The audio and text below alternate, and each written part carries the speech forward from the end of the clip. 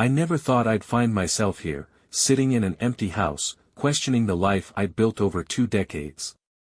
Mila and I were supposed to be the picture of stability, a couple who'd weathered the storms of life and come out stronger. At least, that's what I told myself. But sometimes, the cracks in a foundation aren't visible until it all comes crashing down. I'm Ryan, 48 years old, a financial planner. My job is to help others build secure futures, guiding them to make smart decisions with their money. Ironically, it's the very thing that unraveled my own life. Mila, my wife of 22 years, is a freelance graphic designer. She's always been creative, vibrant, and a little more spontaneous than me, a trait I used to admire. We met in college and married young. Over the years, we built a comfortable suburban life. We weren't wealthy, but we did well for ourselves. Our finances were a team effort. I handled the big picture planning, while Mila managed the day-to-day household expenses. Trust was implicit in how we operated, joint accounts, shared goals, and a commitment to saving for the future. Or so I thought. Lately, things had been off. Mila seemed distracted, less present. She'd always had bursts of intense focus when working on a project, but this was different. She'd excuse herself from dinner to take phone calls or spend hours in her office with the door closed. At first, I chalked it up to a busy workload. Freelancing can be unpredictable, and I knew she had a big client she'd been trying to impress. But it wasn't just her work habits that changed. She became more protective of her devices, her phone, her laptop. If I asked her what she was working on, her answers were vague, evasive even. Just a logo redesign, she'd say, brushing off the question. I told myself not to overthink it. 22 years of marriage builds a deep reservoir of trust, and I didn't want to become the paranoid husband who saw problems where there were none. But the unease lingered, a quiet voice in the back of my mind that refused to be silenced. That voice grew louder the day I stumbled upon a clue, a seemingly innocuous detail that would change everything. I didn't know it at the time, but it was the first crack in the foundation, one that would eventually bring our carefully constructed life crashing down. Looking back, should have seen it sooner. I should have asked more questions, pushed harder for answers. But trust is a funny thing, it blinds you to the possibility that the person you love could be hiding something. And Mila was hiding something that would shatter the life we'd built together. The first sign of trouble came in the form of a small discrepancy, something that, on its own, might have been easy to overlook. I was going over our monthly budget, a habit I'd kept for years, when I noticed a payment I didn't recognize. It wasn't large, just $85 labeled as miscellaneous, but it wasn't something we'd discussed. Mila, what's this charge? I asked casually as we sat in the kitchen that evening. She glanced up from her laptop, her face betraying no emotion. Oh, that? Just some supplies I needed for a client project, she said, her tone dismissive. I nodded, letting it go, but something about her response felt off. Mila was usually eager to talk about her work, sharing the details of her designs or brainstorming ideas with me. This time, her answer felt rehearsed, like she'd been waiting for the question. Over the next few weeks, more discrepancies began to appear. Unfamiliar charges popped up on our joint credit card, small amounts at first, then larger ones. A $120 dinner at a restaurant I'd never heard of. A $200 purchase at a boutique that wasn't her usual style. When I asked her about them, she brushed me off with vague explanations, a work lunch, something for the house, or a gift for a friend. The explanations were plausible, but they didn't sit right with me. Mila had always been frugal, careful with our money. These charges didn't match the woman I thought I knew. One evening, as I was organizing some files in the home office, I found a piece of paper tucked between the pages of one of her sketchbooks. It was a printed email confirmation from a bank we didn't use. The subject line read, "Welcome to your new account." My heart sank as I read the details. It was a personal checking account under Mila's name, opened just a few months ago. The email listed an initial deposit of $5,000. I stared at the paper, my mind racing. Why would Mila open a separate account? We'd always handled our finances jointly, discussing every major decision. This felt like a betrayal, a secret she'd chosen to keep from me. When I confronted her later that night, she didn't even flinch. "Oh, that," she said, as if I'd asked her about the weather. "It's just a backup account for work expenses. Freelancing can be unpredictable, and I didn't want to dip into our main funds for small things." Her explanation sounded reasonable, but the pit in my stomach told me otherwise. If it was just a work account, why hadn't she mentioned it? Why was she hiding the details? I decided to let it go for the moment, not wanting to start a fight without more information. But the discovery planted a seed of doubt that refused to go away. Over the next few days, I couldn't stop thinking about that account. What else was she hiding? And why did it feel like I was only scratching the surface of something much bigger? I knew I had to find out. And so, I started watching more closely, paying attention to her spending, her routines, the way she carried herself.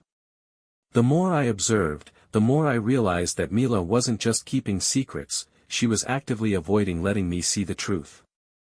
And if she thought I wasn't going to dig deeper, she was wrong. The discovery of Mila's hidden bank account was like finding the edge of a thread on a sweater. Once you notice it, you can't help but pull, even if it risks unraveling everything. I couldn't let it go. Her vague excuses and nonchalance only fueled my suspicion.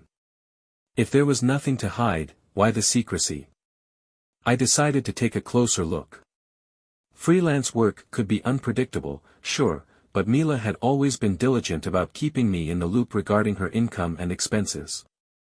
We'd built our financial foundation on transparency, or so I thought. If she was hiding this account, what else was she keeping from me? Late one night, after Mila had gone to bed, I opened my laptop and started researching the bank from the email. It wasn't one we used for our joint accounts, nor was it a well-known institution. It catered to small businesses and freelancers, which lent some credibility to her claim. Still, something didn't add up.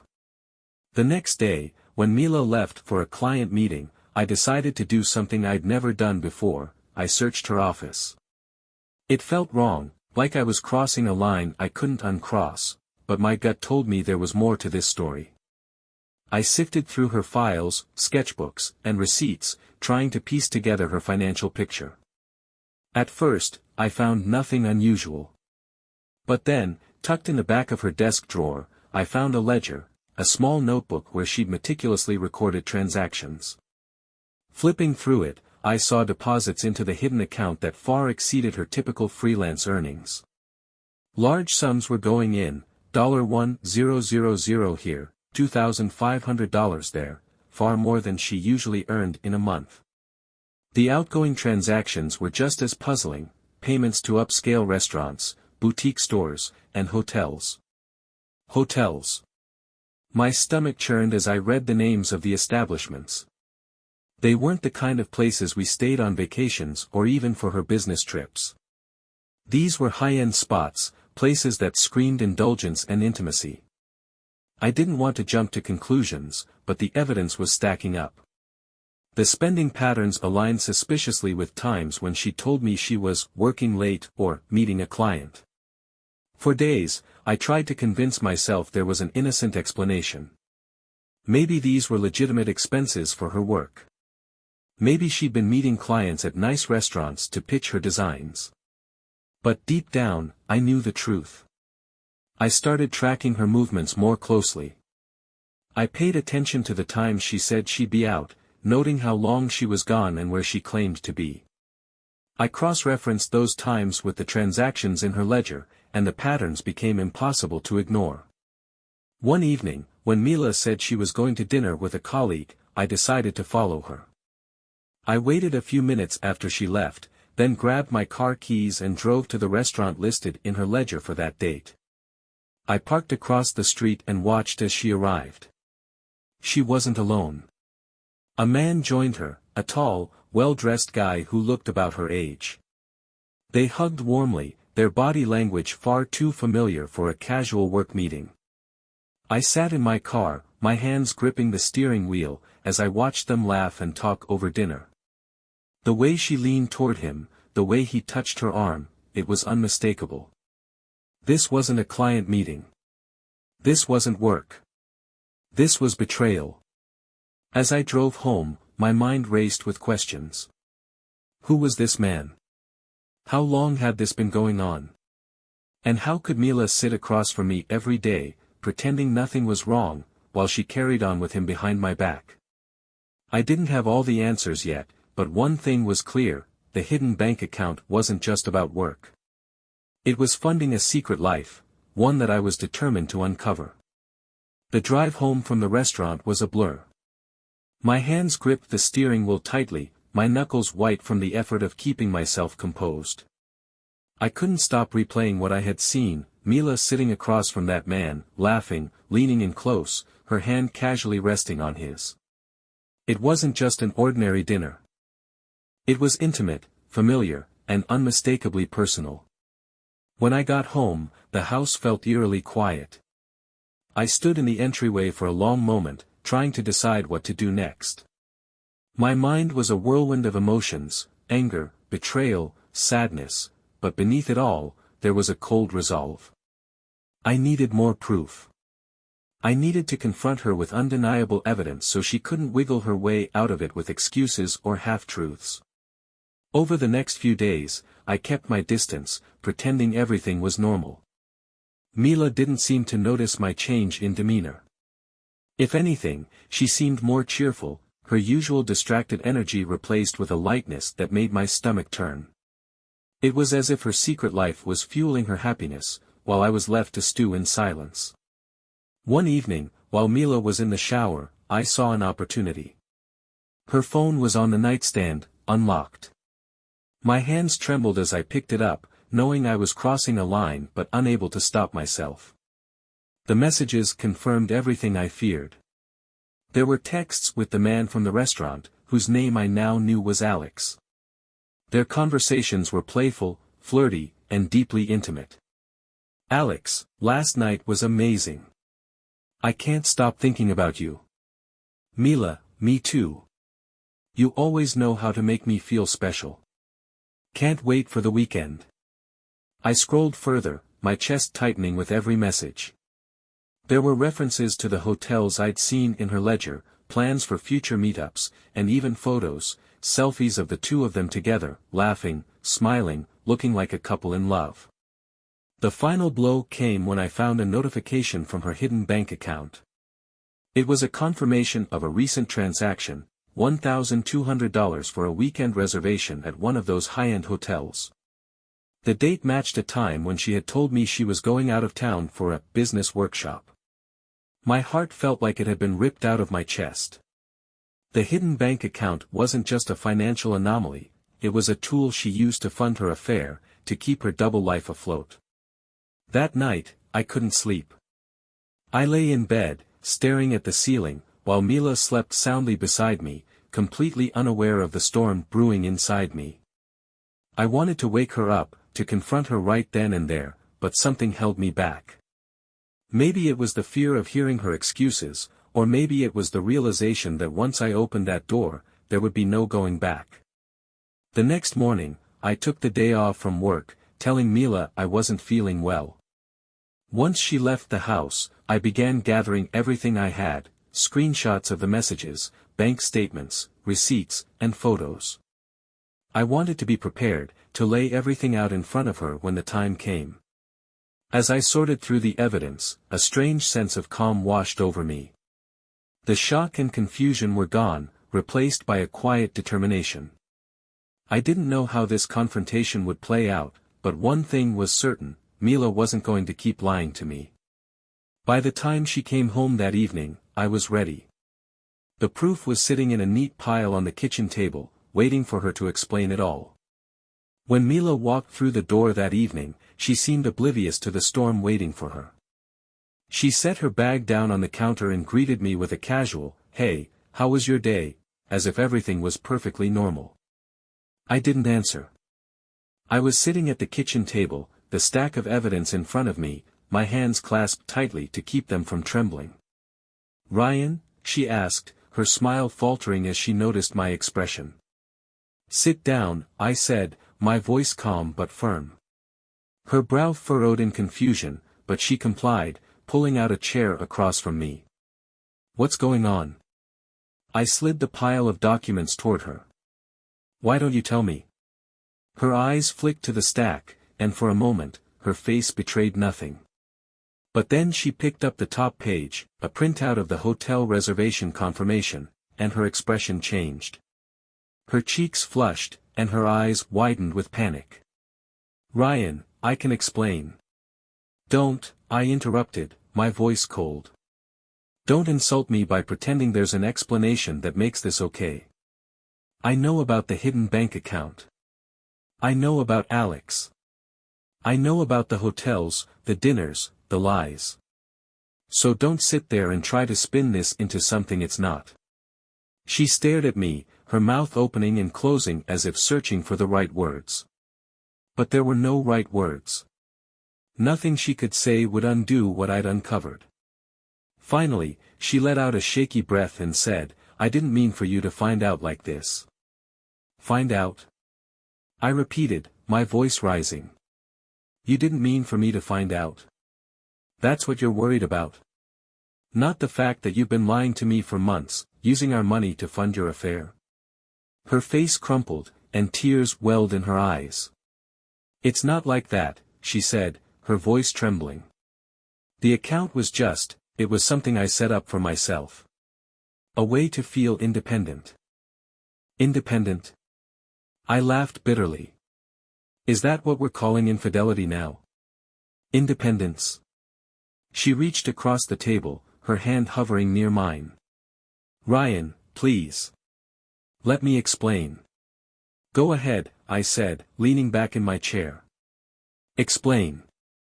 I'm all ears." She hesitated, wiping at her tears. "I felt stuck," she admitted. "Like I'd lost myself in this marriage. You've always been so good with the finances, with planning everything, but I started to feel like I didn't have control over my own life. The account, it was supposed to be for me, a way to reclaim some of that control." "And Alex?" I asked, my tone dripping with sarcasm. "Was he part of your self-discovery too?" Her tears came harder now, and she buried her face in her hands. "I didn't mean for it to happen," she sobbed. "He was just someone who listened. Someone who made me feel seen." "Seen?" I said, my anger boiling over. "I've been here every step of the way, Mila. Supporting you, building this life with you. And you're telling me I wasn't enough because some guy at a restaurant made you feel seen?" She looked up at me, her face streaked with tears. "I'm sorry, Ryan," she whispered. "I made a mistake. A terrible mistake. But it didn't mean anything. I love you. I never stopped loving you." I shook my head, unable to believe the audacity of her words. "You don't get to say that," I said. "You don't get to throw around the word love after everything you've done." The room fell silent except for her quiet sobs. I wanted to scream, to throw something, to make her feel even a fraction of the pain she'd caused me. But instead, I stood up, my hands clenched into fists at my sides. "I need some time to think," I said, my voice low and steady. "Don't talk to me. Don't try to explain. Just, don't." I walked out of the room, leaving her sitting there with the evidence of her betrayal spread out before her. As I shut the door to the guest room, I felt a strange mix of anger and emptiness. The confrontation was over, but the damage was done. And I had no idea how to move forward. The days following the confrontation were some of the hardest of my life. Mila and I barely spoke. The house, once filled with the mundane hum of our daily routines, felt like a cold, empty shell. She avoided me as much as I avoided her, retreating to her office or disappearing for hours under the pretense of running errands. I spent most of my time in the guest room, sitting in silence, trying to make sense of everything. The betrayal itself was bad enough, but it was the sheer scale of it, the months of deception, the hidden bank account, the carefully orchestrated lies, that left me reeling. I couldn't understand how the woman I'd spent 22 years building a life with could be the same person who had lied so easily, so frequently, without a shred of guilt. Or maybe there had been guilt. Maybe I'd been too blind to see it. Mila made a few attempts to talk to me, but I wasn't ready. Every time she opened her mouth, I felt a fresh wave of anger. Her tears didn't move me anymore. Her apologies felt rehearsed, empty. How could I believe a word she said when everything that had come before was built on lies? At night, I replayed the confrontation over and over in my mind. I thought about the bank account, the dinners, the hotels, and the man who had taken my place in her life. I wondered what he had that I didn't. Was it excitement? Novelty? Or was it something deeper, something I couldn't give her even if I tried? The uncertainty was maddening. I started to obsess over the details, scrolling through the screenshots I'd saved, the photos, the receipts. I checked her bank account transactions daily, tracking every payment, every withdrawal, looking for patterns. She didn't know I still had access, and I used that to my advantage, piecing together the timeline of her betrayal. One evening, I noticed a new transaction, a modest payment to a cafe downtown. It wasn't unusual on its own, but it stood out because it wasn't one of her regular spots. Curious, I decided to drive by the cafe the next day. What I saw there sent another dagger through my chest. Mila was sitting at an outdoor table, her head bowed as she spoke to a man. It wasn't Alex, this man was older, graying at the temples, with a suit that screamed wealth. They weren't touching, but their body language was familiar, intimate. I couldn't hear their conversation, but I didn't need to. The way she smiled at him, the way he leaned in as she spoke, told me everything I needed to know. This wasn't just about Alex. This was bigger, more calculated than I'd realized. I drove away, my mind racing. The Mila I thought I knew, the woman I'd trusted with my heart, my future, was a stranger to me now. And the more I uncovered, the more I realized that her betrayal wasn't just a momentary lapse in judgment. It was a pattern, a deliberate choice to live a double life while keeping me in the dark. That night, as I sat in the guest room staring at the wall, a dark thought crept into my mind. If Mila wanted to destroy our marriage, then maybe I'd give her exactly what she deserved. I wasn't just going to confront her again. This time, I was going to make her feel the pain she'd inflicted on me. The decision to take revenge didn't come all at once. It started as a flicker of anger, a wayward thought I tried to push away. But the more I thought about Mila and her double life, the more that flicker grew into a fire I couldn't ignore. If she wanted to play games with my trust, I'd show her what it felt like to be on the other side of betrayal. I began planning my retaliation with the same methodical precision I used in my work as a financial planner. This wasn't about losing control, it was about taking control back. I wasn't going to act out of impulse or rage. My revenge would be calculated, deliberate, and unforgettable. The first step was subtle. Mila still didn't know I had access to her secret bank account. I started moving small amounts of money out of it, transferring them into one of our joint accounts. It wasn't enough to cause alarm, just enough to disrupt her carefully hidden system. She would check her balance one day and wonder where the missing funds had gone. Next, I decided to hit her reputation. Mila had built her career as a freelance graphic designer on trust and professionalism. Her clients adored her, praising her reliability and creative vision. I knew if her personal indiscretions came to light, it would cast doubt on her integrity. I created an anonymous email account and drafted a message to a few of her biggest clients. The email wasn't overly dramatic, it simply hinted at unprofessional behavior, and included a suggestion to review her recent actions carefully. I didn't need to spell out the details, the seed of doubt would be enough to make them question her. But my most significant move involved someone Mila never expected, her lover, Alex. I found him on social media, his profile filled with photos of his flashy lifestyle, expensive cars, luxurious vacations, and late-night parties. He wasn't shy about showing off, and it didn't take long to figure out where he worked. I drafted another email, this time addressed to Alex's employer. This one wasn't anonymous. I introduced myself as Mila's husband and provided screenshots of their text messages, photos of them together, and receipts for the hotels she'd paid for. The email was polite but pointed. I thought you'd want to be aware of the conduct of one of your employees. Sending that email gave me a twisted sense of satisfaction. It wasn't just about hurting Alex, it was about showing Mila that her actions had consequences. As the days passed, I watched the fallout begin to take shape. Mila started spending more time at home, her once steady stream of client meetings drying up. She looked stressed, distracted, her phone constantly buzzing with messages she ignored. One evening, I noticed her sitting at the dining table, her laptop open, her head in her hands.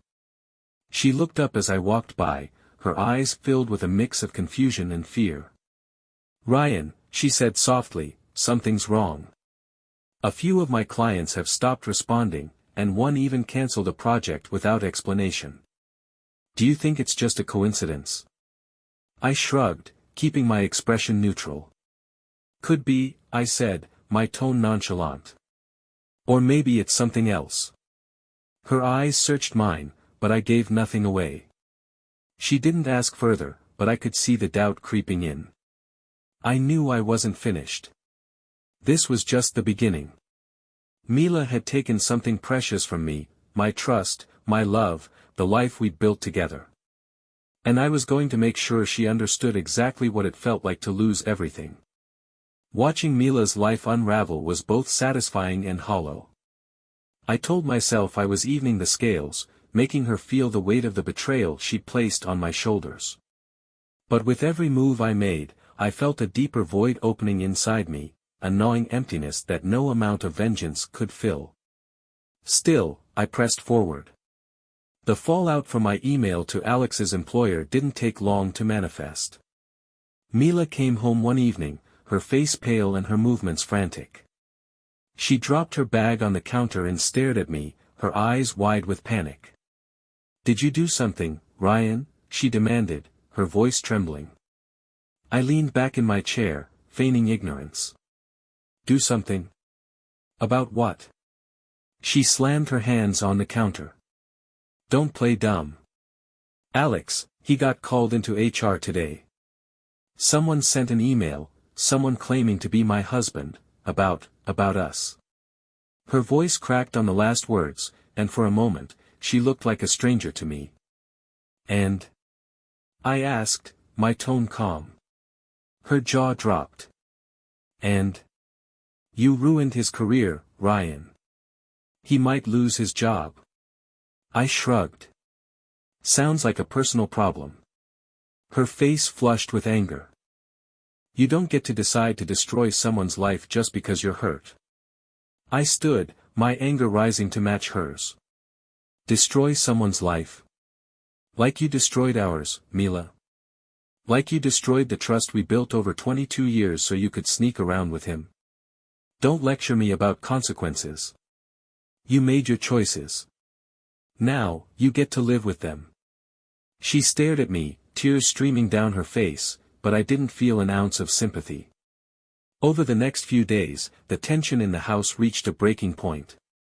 Mila became increasingly withdrawn, her usual confidence replaced by fear and uncertainty. She stopped going out as much, her phone calls grew shorter, and she spent hours in her office, likely trying to salvage what was left of her career. But I wasn't done yet. I began planting subtle clues about my own indiscretions. Late nights out. Texts left open on my phone from a name Mila wouldn't recognize. A faint trace of perfume on my shirt, one I'd sprayed intentionally before coming home. I could see the suspicion growing in her eyes, though she didn't confront me directly.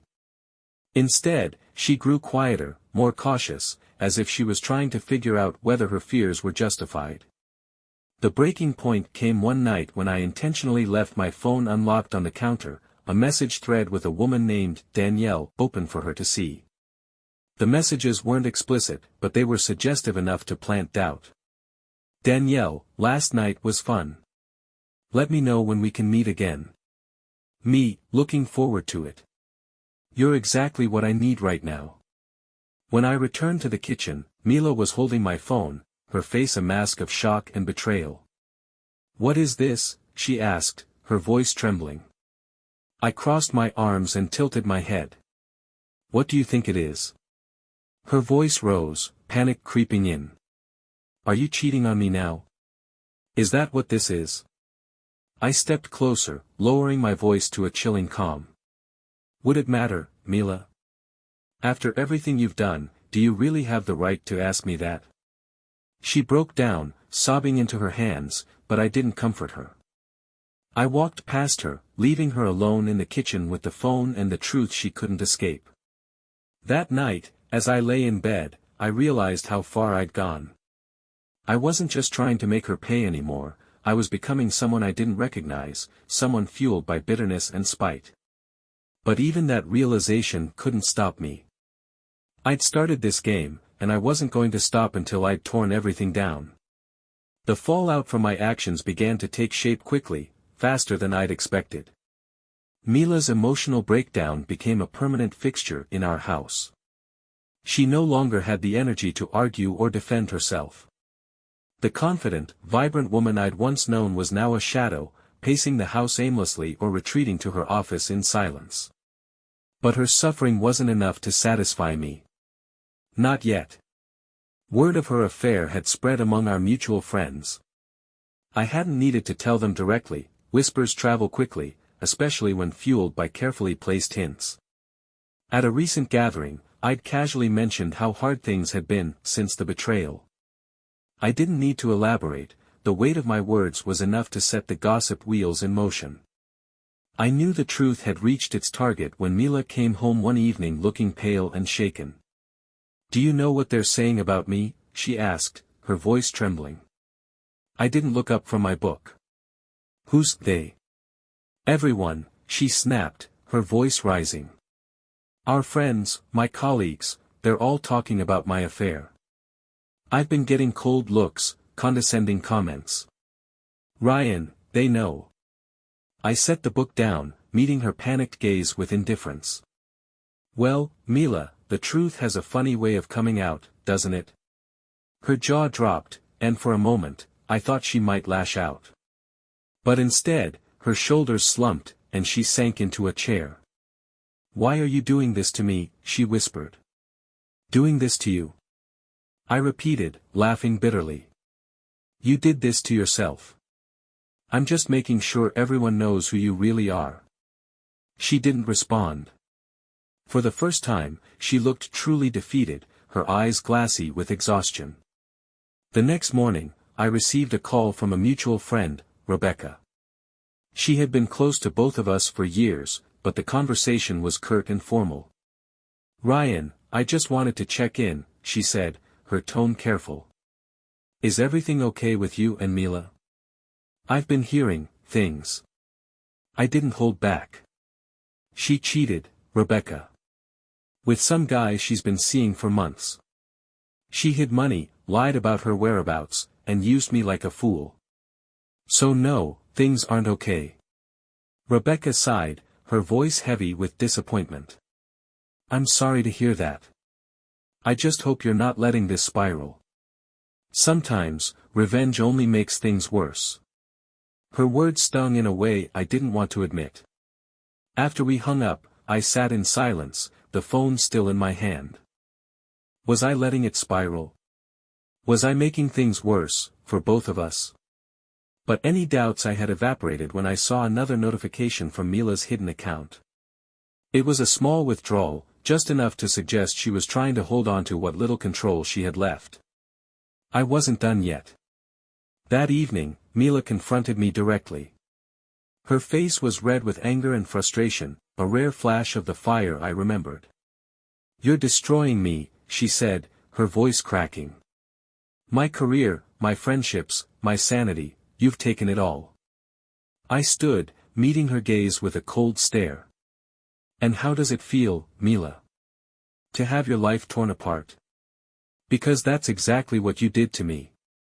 She opened her mouth to argue but stopped. Instead, she shook her head, tears streaming down her face. You're not the man I married, she said quietly. And you're not the woman I married, I shot back. She retreated to the bedroom, slamming the door behind her. I stayed in the living room, staring at the wall and trying to ignore the hollow ache in my chest. For the first time, I wondered if Rebecca was right. Maybe revenge wasn't the answer. But it was too late to stop now, the damage was done, and there was no turning back. In the days following our argument, the house grew impossibly colder. Mila and I were no longer two people sharing a life, we were two enemies inhabiting the same space, each retreating further into our own bitterness. The damage I had inflicted on her was clear in everything she did, from the way she avoided eye contact to the quiet despair that hung over her like a cloud. But it wasn't enough. If she thought I would stop at dismantling her social life, she was wrong. I still had one more move to play, and this one would be the final blow. I reached out to a few of her remaining clients, those who hadn't already distanced themselves due to the earlier rumors. Using another anonymous email account, I sent copies of her bank account transactions, highlighting the charges at hotels and restaurants. I couched the email in concern, writing things like, I thought you should know where your money might be going. It wasn't long before I overheard Mila on a panicked phone call in her office. Her voice was shaky, her words hurried as she tried to explain the accusations. I don't know who's sending these emails, she said, her tone frantic. But I promise you, my work is professional. This has nothing to do with my projects or our agreements. She trailed off, and I could hear her voice break. When she emerged from the office, her face was pale and her hands trembling. She didn't say a word to me as she walked past, heading straight to the bedroom. That night, she came to me while I was sitting in the living room, staring blankly at the TV. Ryan, she said, her voice soft but steady. I didn't look at her. What? I know it was you, she said. The emails, the rumors, everything. I glanced at her, my face carefully blank. And?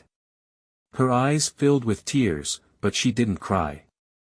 Instead, she straightened her shoulders, her voice firm despite the quiver. I just want you to know that you've destroyed me. My career, my reputation, my friendships, they're all gone. You've won. Congratulations. I should have felt victorious. This was what I'd wanted, wasn't it? To make her pay for what she'd done to me.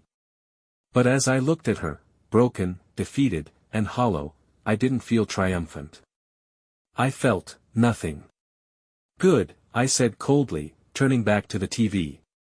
She stood there for a moment longer, then turned and walked away. The next morning, she was gone. There was no dramatic goodbye, no tearful confrontation.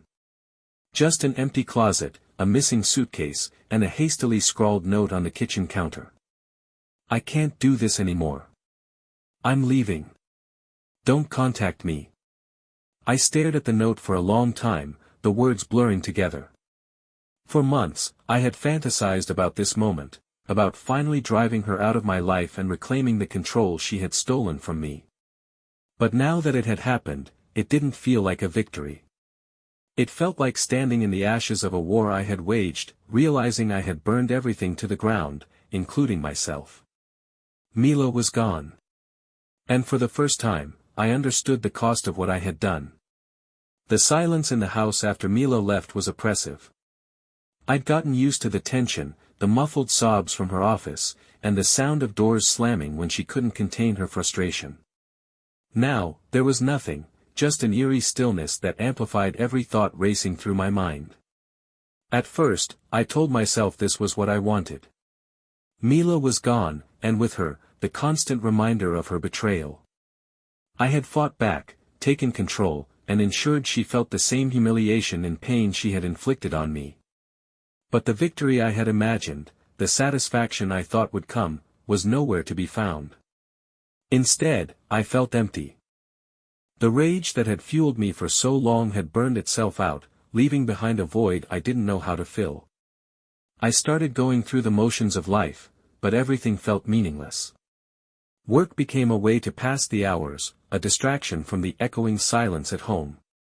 I avoided friends and co-workers, unable to face their questions or concern.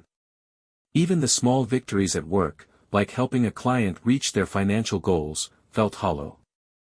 The few friends I hadn't alienated with my bitterness reached out occasionally, but their calls and texts went unanswered. What was there to say? That I had ruined my marriage and burned every bridge in the process? That my revenge had left me as broken as Mila?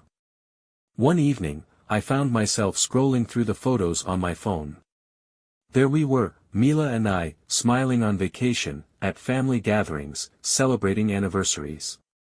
It felt like looking at strangers, two people who had once been happy but no longer existed. The house itself became a minefield of memories. Every room held reminders of what we'd lost, the couch where we used to curl up and watch movies, the dining table where we'd shared countless meals, the bedroom where we'd whispered dreams and promises to each other. I tried to push the memories away, but they refused to be ignored. And then there were the questions, the ones that kept me awake at night. Was it worth it? Had I gone too far? Could I have handled things differently? I wanted to blame Mila for everything, to tell myself that her betrayal had justified my actions. But deep down, I knew the truth. Her choices had hurt me, yes, but my response had been just as destructive.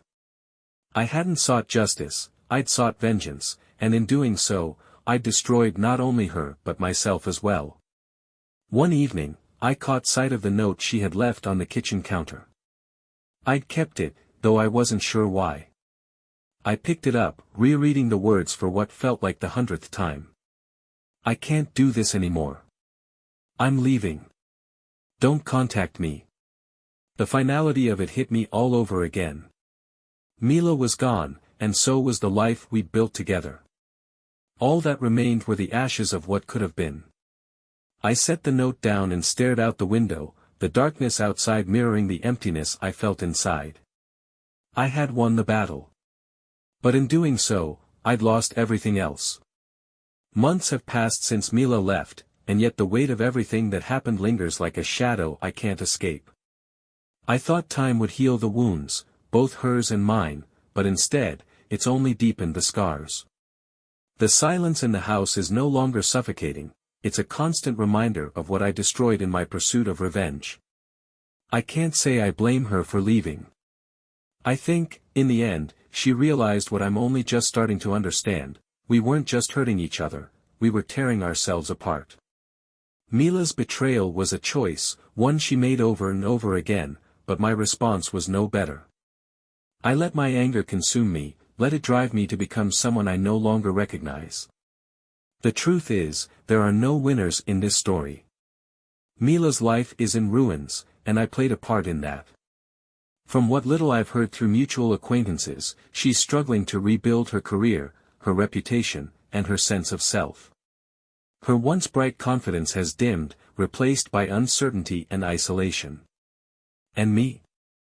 I'm no better off. I thought ruining her life would bring me peace, but all it brought was regret. I've become a man I don't respect, someone petty, vindictive, and cold. I pushed away friends, alienated the people who cared about me, and now I'm left alone in the wreckage I created. The memories haunt me. I can't look at old photos without feeling the sting of what we once had. I can't sit in our favorite spots in the house without hearing the echoes of our laughter, our arguments, our shared dreams. Some nights, I wonder if there was another way, if I could have confronted her betrayal without destroying everything in the process. But it's too late for what-ifs. The damage is done, and there's no going back. If there's a lesson in all of this, I don't know what it is. Maybe it's that betrayal cuts both ways, leaving everyone involved bleeding and broken. Maybe it's that revenge is a poison that destroys the one who drinks it. Or maybe it's simply that some things can't be undone, no matter how much you wish they could. I've stopped trying to reach for closure. Closure is a myth, a word people use to pretend they can tie a neat bow around their pain. There's no neat bow here, just the jagged edges of a life that used to be whole. I don't know if I'll ever find peace. I don't know if Mila will either. All I know is that we've both paid the price for our choices, and neither of us came out unscathed. And now, as I sit alone in this empty house, staring at the walls that once held our love and laughter, I'm left with one unshakable truth: betrayal and revenge leave nothing but ashes in their wake.